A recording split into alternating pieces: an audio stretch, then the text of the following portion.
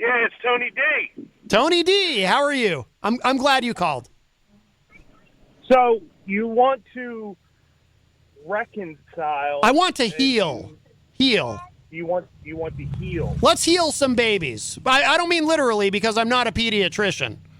So with your post that you made prior to your show, yes, about me backing a racist, which is my best friend's black, so I don't know how you would say that. No, that's not what I meant.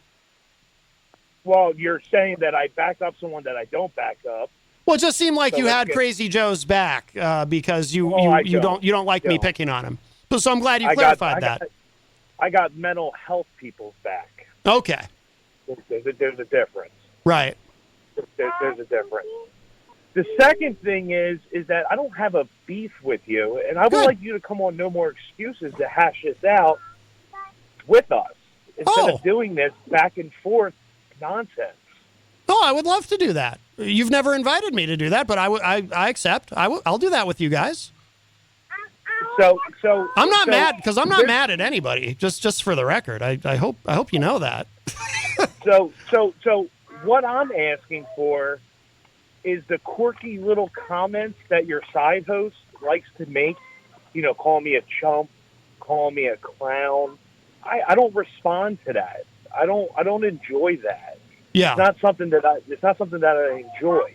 Do you want me to do that? Is that where we want to go with this, or do we want to be mature individuals and just say, hey, you know, it is what it is, and let bygones be bygones and move forward with this? I don't call you any name under the sun other than that I respected you, and your show took a turn after Trump got out of office, and it went completely downhill, and I lost interest in it because I was getting educational facts from you and learning from you and stating to you that I was learning from you and enjoyed hearing your politics until you started dogging other podcasts. For what reason? You're talking about a company that you work for dogging people who don't work for a company.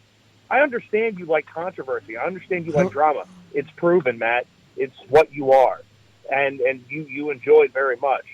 But I'm not one that's to dig into this and bash someone on what they are, who they are, their mental illness. Your significant other sent me a message in my inbox trying to be like my wife and tell me what I need to do. Why couldn't you send me that message and tell me this? Why does she have to send me a message? I thought we had a rapport that we could talk like men one-on-one instead of your significant other sending me a message. I don't need her in my inbox. Tony, you've talked for a long time, and there's a lot there to respond to. I don't know if I can even remember what you crammed into the last couple of minutes. But let's start with the most recent thing first. Jenny and I are two separate people. We're partners. We're in a relationship, but we don't speak for each other. I don't have anything to do with what she sends you. She was feeling a certain type of way. You know, she thinks of Christian's like a son. He lives with us, and she's kind of the mom, and so she's very protective of him. And she felt like you guys were picking on him, so she spoke up about it. But that's it. I don't control. I don't have anything to do with what. It's not like she ran it by me first. I don't. That's her talking to you.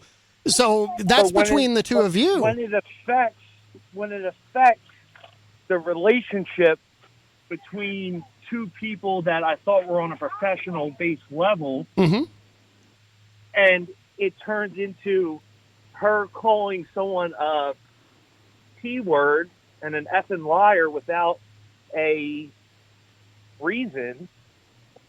I mean, come on. I had your back with the whole Stacey Lawton thing. I had your back.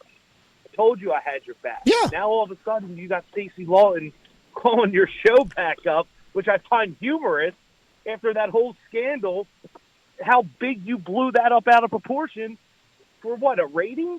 I don't remember blowing anything out of proportion. I just, you know. You want the screenshots of me being asked to call the Senate or whatever that was to make a formal complaint against them? Yeah, she reached out to us and she apologized for everything, and we've and Bobby Champagne, and we've reconciled. Nobody here's mad at anybody. I believe in it's like I said before. I believe in giving people second chances, and if somebody reaches out, and I'm not one to carry a lot of grudges, dude. I'm not. We're not mad at Stacy. She reached out to us recently. She was very nice. She says she understands the mistakes she made.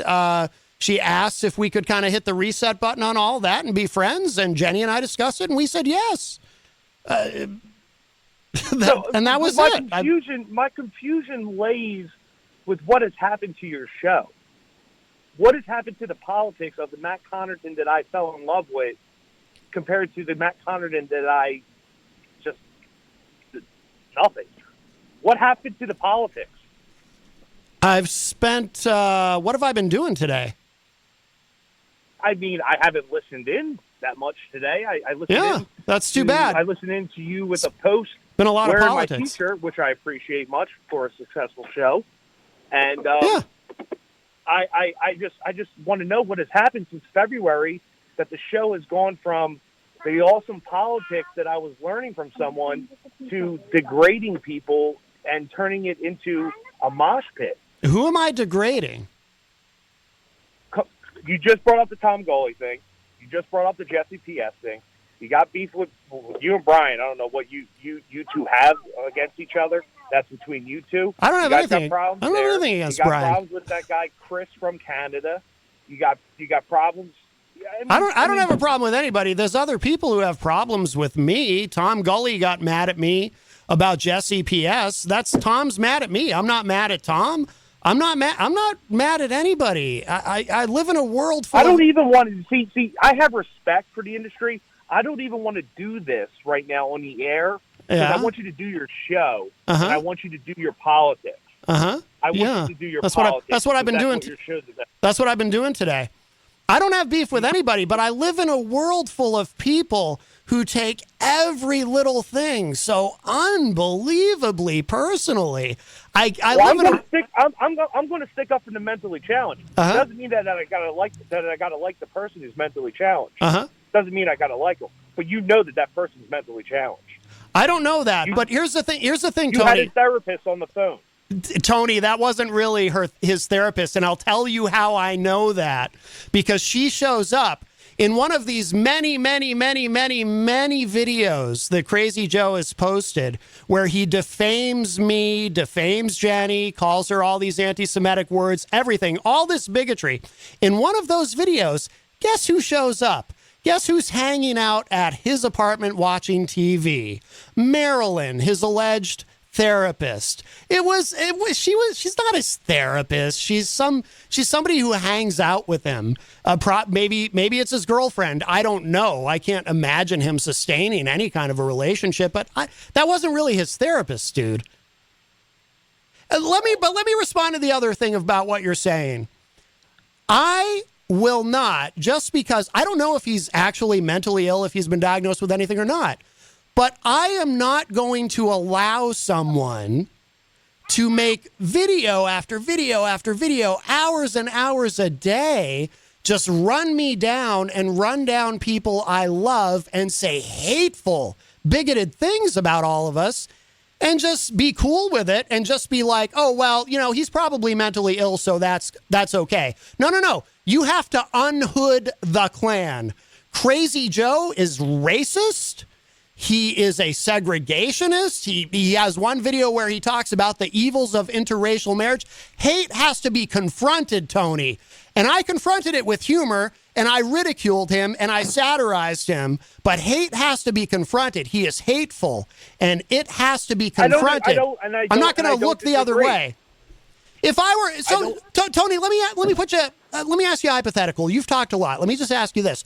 So if I were out on the street and somebody like Crazy Joe, who, you suspect might be mentally ill, if he walked up to me and started punching me, am I allowed to defend myself, or do I have to let him beat me? No, really? Are you sure? Because it sounds like I should probably let him beat me to death. After all, he's mentally ill, right? What if he started punching me and was blurting out anti-Semitic things about Jenny while he's doing, am I allowed to defend myself, or do I have to let it go on because, well, he's mentally ill, so I'm not allowed to do anything. Is that your position? Am I allowed to fight back? You would have to defend yourself in that matter. Oh, good. You would have to defend yourself in that matter. Mm-hmm. But what I'm saying is that this guy is a little mentally screwed. And don't tell me you don't, because everyone sees it. Everyone sees it. He attacked my family when I was live on the air in my chat room. Mm-hmm. Said some very derogatory things about my daughter. But instead of going on the fence and saying, you know what, I'm going to be Captain Hero today, and I'm going to curse this guy out and make all these videos, I left it alone because I was just like, the dude's screwed in the head. What am I gaining from this? Come back to me, Tony. Come back to me with that when you go on his page and he's making video after video after video after video after video, trashing you, saying hateful things about you and your family. You opened that door by giving him your phone number. Yeah, before he turned on me, yes, I gave him my phone number. You opened That's my that fault? door by allowing him in. You're the only one to blame is yourself. I didn't know he was a racist when I did that. I wouldn't have had anything to do with him if I But you did. knew he was a little loose in the head. Lots of people are a little loose in the head. Dude, I come from the music industry. I've met a lot of people who are loose in the head. You heard all the sexual remarks he made towards Jenny on the air while in front of you during the show prior to all this. You heard what he used to say about your masculine arms and all that. You knew he was a little loose.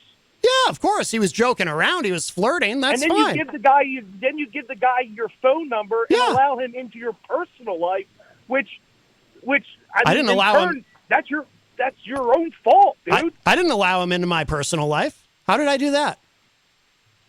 By giving him your phone number and having personal conversations off the air, that's personal life. Well, we were having professional conversations off the air because he wanted to do a show. This was before I knew he was a racist and a misogynist and what else, and a homophobe and all of this. If I had heard him use any of the language he started using after our falling out, do you honestly think I would have had anything to do with this guy? The first time Jenny and I heard him using the N-word in one of his videos, she and I looked at each other shocked. We didn't expect him to go that far. Well, how about the homophobic slurs that were thrown out on Wednesday night show that you were a part of? Should we play that back? What do you mean? The F word, the HOMO word that were on there I didn't say any of that. I didn't say any of that. I don't use those words. You were sitting in there while it was being thrown out. On the Charles Richardson show, somebody else used those words, right? I didn't. I don't use those words. But you sat in on that show while those words were being thrown out. Yeah, I'm not such a snowflake. I'm gonna just what am I gonna do? Throw a tantrum over it and say, well, I'm not dealing with this person anymore? You're going to be on his show tonight. How are you okay being on his show tonight then if you have a problem with it? Actually, I'm not going to be on the show tonight because I pulled myself from that show after that show on Wednesday night. Really? Oh, I know why, right? Because because he's also upset with Crazy Joe, and we're not allowed to be upset with someone who's racist. You're being a hypocrite. How? Because you were on a show where homophobic slurs were being thrown out, and you sat in on it and didn't say a peep. Yeah, that's true. I didn't really say anything. Well, I don't think he was using them. Again, I'm a you didn't say a peep. Yeah, I think you sat there and allowed those homophobic slurs to be thrown out there. Would you like the recording? I don't need it. I don't need the recording. It's online. Well, people can make their own judgment. I don't use those words. I'm not gonna. I'm not the language police. I'm not the PC police. I don't think he wasn't using those words in any kind of a hateful way. Context and intent do matter. Okay. Using those words aren't hateful at all. Gotcha. Not in the context that he was. That doesn't mean I agree with it, but in the context... Using the middle finger to shove up someone else's ass? Tony, I got to hit the dump on that, dude. You can't talk about that on here. This is FM. Well, you could talk about it on other shows. Yeah, on other shows that aren't on FM radio, you're correct. Yes. That is your name plastered all over it. Okay. The Charles and then you stated that when Crazy Joe called your show that you did not give anyone's phone number to anyone, but at the beginning of the interview with that Dirk Don, you clearly stated, "Yeah, I gave the number to Christian." Would you like to hear that one too? Oh, I think I remember the comment. I was kidding when I said that. Well, you said it. And that was out there. well. That fine. That was a joke, but it's actually on Crazy Joe's Facebook page, by the way. That's not a real number. All right. Well, it's. I didn't give it to anybody. Just so you know. So. Well. Okay. Well. I invite you to no more excuses to hash this out. So. Yeah, I'll do that. I would have. You and Brian, me and you. We'll discuss it out like men, and we can have a civil discussion on what our opinions are on why this is taking place. Sure, I'll do that. Okay. All right. We will send you the link. Okay, sounds good. All right. All right, Tony. Thanks for the call. Bye. Woo.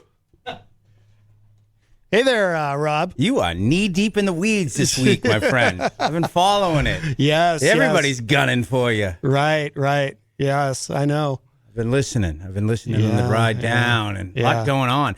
Do you like it? Do you like being in the weeds? I do. Good. I think it's fun. But the thing is, I'm able to be. It's like I said to Tony. I live in a world where everybody is so sensitive, and everybody takes everything so personally. Oh, it's a Facebook world. And just, yes, it is. It is. That's a big part of it. And egos are so very fragile. They've always been fragile. Now they're like these nerves that are exposed, you know? Yeah, yeah, I know, man. It's something else. Something else. Yeah. That's why I stick to rock and roll.